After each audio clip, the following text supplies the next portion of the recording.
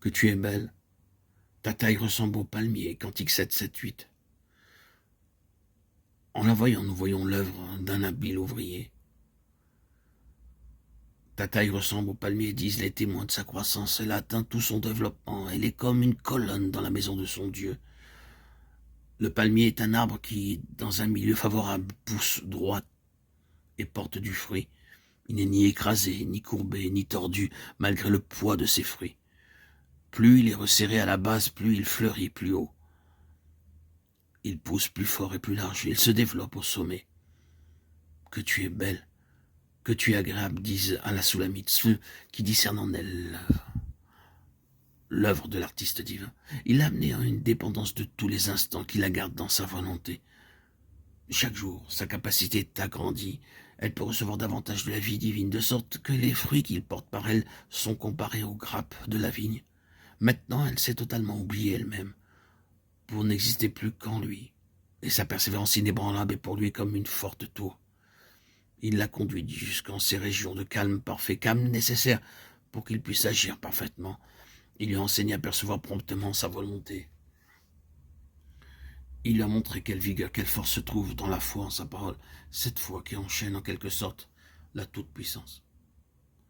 Les justes croissent comme le palmier, dit le psalmiste, de ceux qui sont plantés dans la maison de Dieu, psaume 92, 13. La croissance est rapide dans la pure atmosphère de la montagne de Dieu, dans la lumière de sa présence. La vie de Dieu ne peut être liée et ne peut être détournée dans les sentiers tortueux.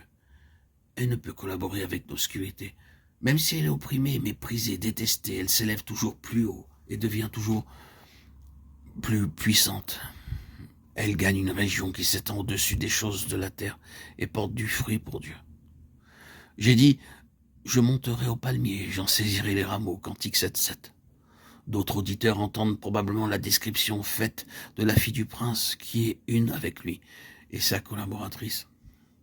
L'une d'eux, émue, se lève et dit « Moi aussi je suivrai le même chemin, j'ambitionne une même communion, je monterai. » Ce n'est pas là cœur brûlant de zèle, ce n'est pas le chemin, le sentier qui monte d'abord, descend. Tu dis « Je saisirai les branches. » Et de quoi pourraient-elles te servir? Pourquoi les branches quand tu peux avoir la sève? La vie divine qui coule librement dans le palmier et par lui. Ils sont nombreux ceux qui saisissent les palmiers du Seigneur. Ils s'y attachent, s'y suspendent. Mis à l'épreuve, ils montrent cependant qu'ils ne connaissent guère le chemin solitaire tracé par le Seigneur. Chemin qui passe par la vallée de l'ombre de la mort pour aboutir à l'union avec Christ en Dieu. Pauvre être qui vous suspendez au palmier, qui avait besoin de vous appuyer sur quelqu'un. Que deviendrez-vous quand Dieu ébranlera toute chose et ne laissera debout que ce qui est inébranlable? Hébreux 12, 27.